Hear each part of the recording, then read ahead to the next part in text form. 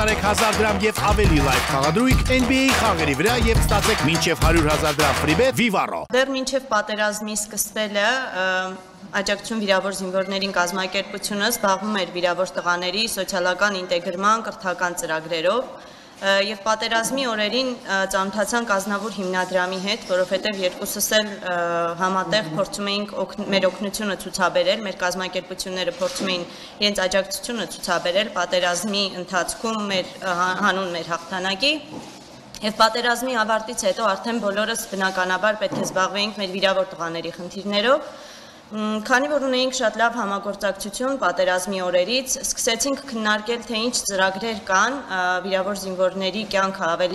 կյանքի որակը փոխելու, ավելի լավը դարձնելու համար եւ մեր գործընկերները Ազնավուր հիմնադրամից առաջարկեցին իրենց օգնությունը տղաների ուսումնական եւ բիզնես ծրագրերի կազմման հարցում։ Քանի որ հիմնադրամը շատ մեծ փորձ ունի եւ շատ լավ աշխատանքային թիմ ունի, որ կարող ենք համատեղ այս ծրագիրը իրականացնել, մենք սիրով համաձայնվեցինք եւ այսօր արդեն մեկնարկում ենք ծրագիր, որտեղ վիրավոր զինվորները սովորելու են, կրթություն են ստանալու եւ ունենալու են սեփական բիզնես ծրագրերը։ Հաճախ ասվում է, որ մարդիկ ունեն սոցիալական ինտեգրացիայի խնդիր, վիրավոր զինվորները, դա ճիշտ է, սակայն տղաները շատ ավելի ուժեղ են, քան մեզ բոլորիս թվում է, եւ եթե համապատասխան միջավայրն ու պայմանները ստեղծվի, իրենց ինքնուրույն եկամտի աղբյուր ունենալու հնարավորությունը ստեղծվի, այդ հարցը արդեն մեխանիկորեն կլուծվի։ Այնպես որ շատ ուրախ եմ այս ծրագրի մեկնարկի համար, շատ ուրախ եմ, որ ունենք նման գործընկերներ, նման պրոֆեսիոնալ թիմ։ Շնորհակալություն Հայկուի մանրամասների համար, բարի օր բոլորին, ողջույնին միանալով շնորհակալություն հայտնեմ ներկայացան համար։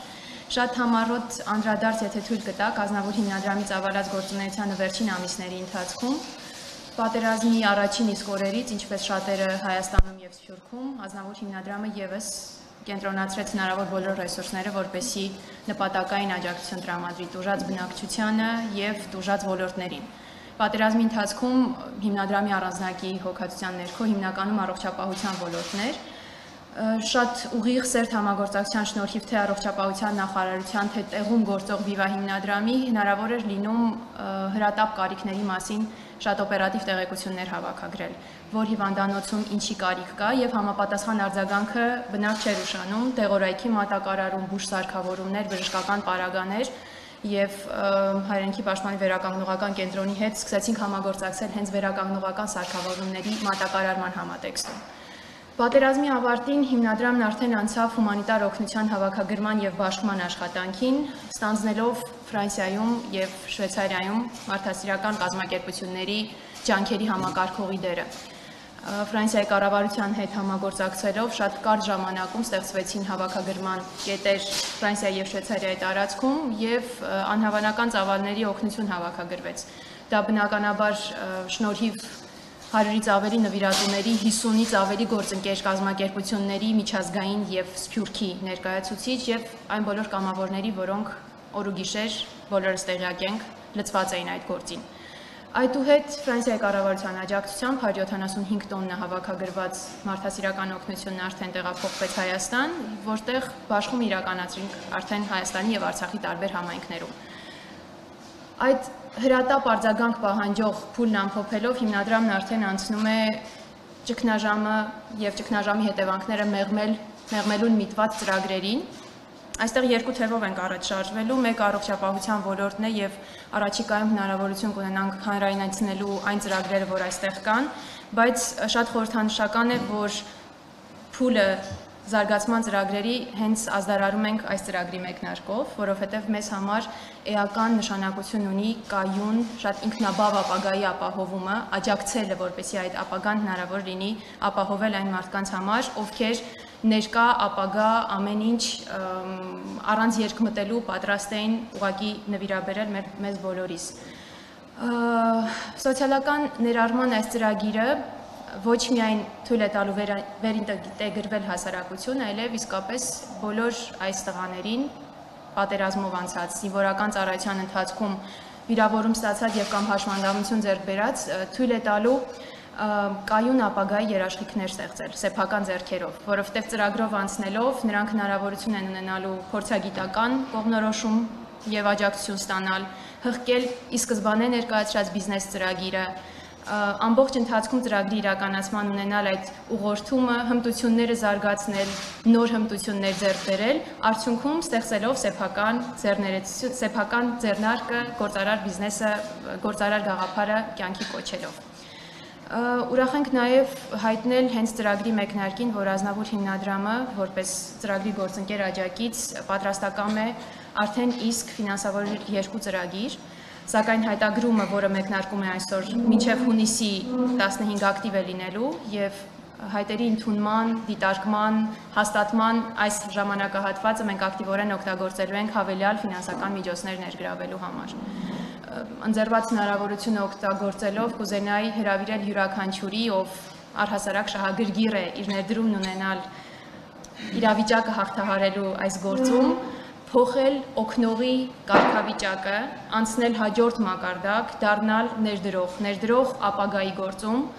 ձեռքը բռնող, որովհետև իսկապես մենք կարիք ունենք արդեն կայուն հիմքերի վրա առաջ շարժվել։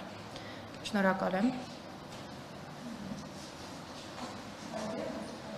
Ավելի մանրամասն պիտի ամեն դասընթացներ բոլոր ցանկացողները մասնակցեն, թե նրանք ովքեր արդեն ունեն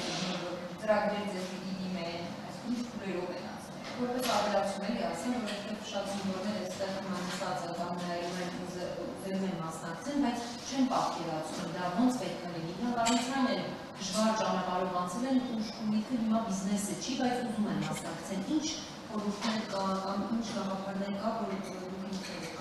Երկու ճանապարհ կա, կան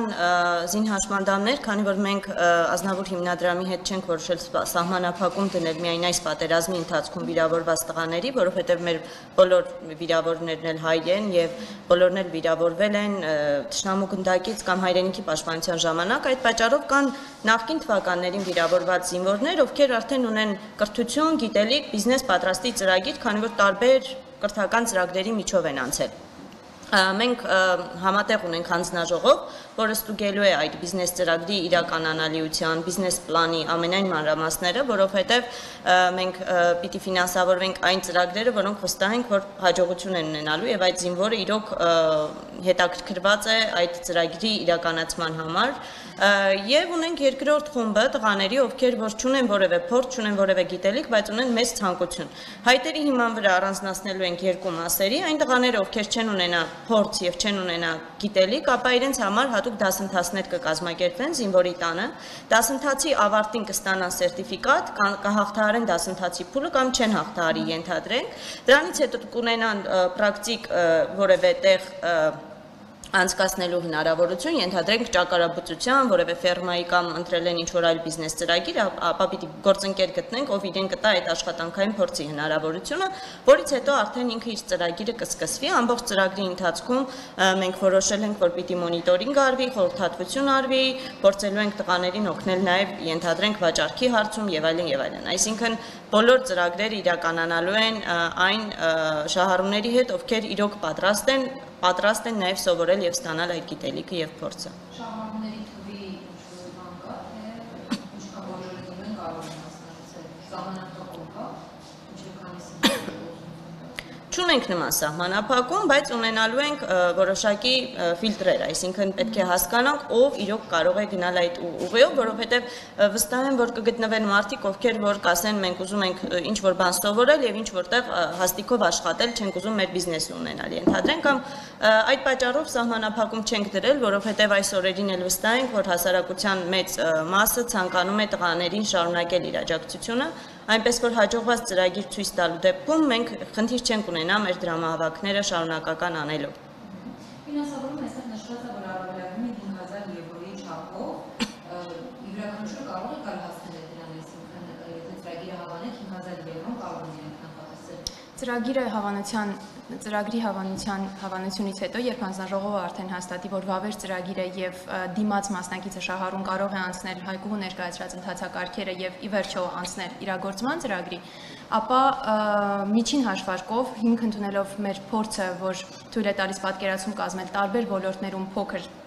ձեռներեցության գործարար ծրագիրը ինչքան ներդրում է պահանջում իրականացման համար, ապա այս ֆինանսավորումը այո հասանելի է լինելու սահմանաչափն է այդքան։ Գուցե լինեն նախագծեր, որոնք շատ ավելի փոքր ներդրում են պահանջում,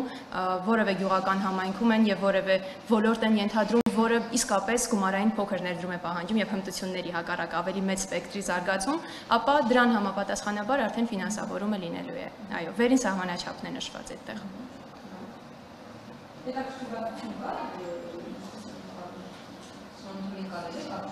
Այո, որովհետև մեր տղաները, երբ մենք ընդունում ենք մեզ մոտ բուժման, անցկացնում ենք կարիքների գնահատման ծրագիր եւ անցկացնում ենք նաեւ պրոֆօրիենտացիոն, այսպես փոքրիկ հարցաթերթիկ է լրացնում, որտեղ իր հետաքրքրությունների մասին նշված են եւ կան տղաներ, ովքեր ապրում են գյուղական համայնքներում, չեն ցանկանում տեղափոխվել Երևան, այսինքն իրենց կյանքը եւ իրենց գործունեությունը պատկերացնում են իրենց համայնքում եւ քանի որ չեն կարող հետ վերադառնալ զինվորական ծառայության, հետաքրքրված են գյուղատնտեսությամբ, մեղվապահությամբ, ճագարաբուծությամբ, տարբեր բույսերի աճեցմամբ եւ հետաքրքրությունը մեծ է իրենց համար, որովհետեւ բոլորն էլ ցանկանում են կախվածության մեջ չլինել որևէ բարերարից եւ ցանկանում են իրենց ընտանիքները լիարժեք ինչպես բոլոր մարդիկ պահել։ Եվ այս ծրագիրը նրանց իրոք հնարավորություն կտա դա զարգացնելու անելու համար։ Որպեսզի ավելի պատկերավոր լինի, Ընթացակարգը զինվորը չէ, ենթադրենք ապրում է մի գյուղում, դա իր տունն է, ինքը որոշում է տան մի անկյունը սարքի հյուրատուն։ Օրինակ եմ ասում, որպեսզի մարդիկ հասկանան ինչի մասին է խոսքը։ Ինքը կարող է որպես դա միջոց օգտագործել, դիմել ձեզ եւ ասի, որ մենք ունենք այսպիսի բան, մենք այդ գումարը կներդնենք վերանորոգման հետ կապված կամ ինչ, որպեսզի հասկանան ինչ ծրագիր է սա իրանից, որ նոր գաղափար չէ, հենց իրենց ունեցածը կամ իրենց կենթանական այդ բանը։ Կենթանական, ջերմոցային, այսինքն ցանկացած գործ, որ կարող է վերաբերել գյուղատնտեսության ոլորտին, туриզմի ոլորտին, անգամ կարող է վերաբերել նոր հմտություններ զարգացնելու եւ ֆրիլանս փոքրիկ ձեռնարկությունը ստեղծելու, այսինքն իսկապես սպեկտրը շատ լայն է, գյուղատնտեսություն, туриզմ, թե ինչ-որ տեխնոլոգիաներ, որևէ սահմանափակում չի լինելու։ Ինչ վերաբերում է ընթացակարգին, գուցե այդ հուշման կարիքը կա, այսօրվանից արդեն Ազնավուր հիմնադրամի կայքում կայք այցելելով հնարավոր է ծանոթանալ նախագծի մանրամասներին եւ դիմելու ընթացակարգին, բոլոր նրանք, ովքեր հետաքրքրված են, կգտնեն առաջնային անհրաժեշտ ինֆորմացիան եւ հղումը դեպի այն փաստաթղթային ցանկ, որի սկզբանե խնդրելու ենք լրացնել ու տրամադրել, որպեսզի շահառուի հայտը արդեն անցնի դիտարկման փուլ։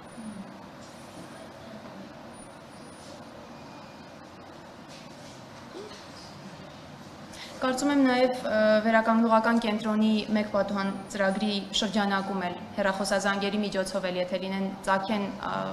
մանր հարցեր ավելի, կկարողանան մեր գործընկերները համապատասխան ուղղորդումը հուշումները փոխանցել տղաներին։ Հիշում եմ, երբ որ Հայկոնին պատմում են իրավացիներից մեկում, որ որոշել էին ստեղծել այս ամեն ինչը, դուք նշում եք, որ դուք գաղափար չունեք, թե դա ինչ միլիոնների հետ է կապված, մինչև հանդիպեք Արմեն Մուրադյանին եւ արդեն սկսեցիք այդ վերանորոգումը։ Զինվորներից շատերը գաղափար չունեն իրենց ծրագիրը, դա ինչ ֆինանսական միջոցների հետ է կապված, իրենցից հասնում են ընդամենը զանգահարել կամ լրացնել հայտը, այնուհետև անհատական մասնագետների աշխատանքի շնորհիվ ամբողջությամբ բարձ կլինի եւ իրենք կկայացնեն վերջնական որոշումը։ Չվախենան բացարձակ, որովհետև բիզնես մոդելի կազմավորման փուլից սկսած մինչև համապատասխան գործիքակազմերը մշակելը նրանք ունենալու են ուղղորդում մասնագետների։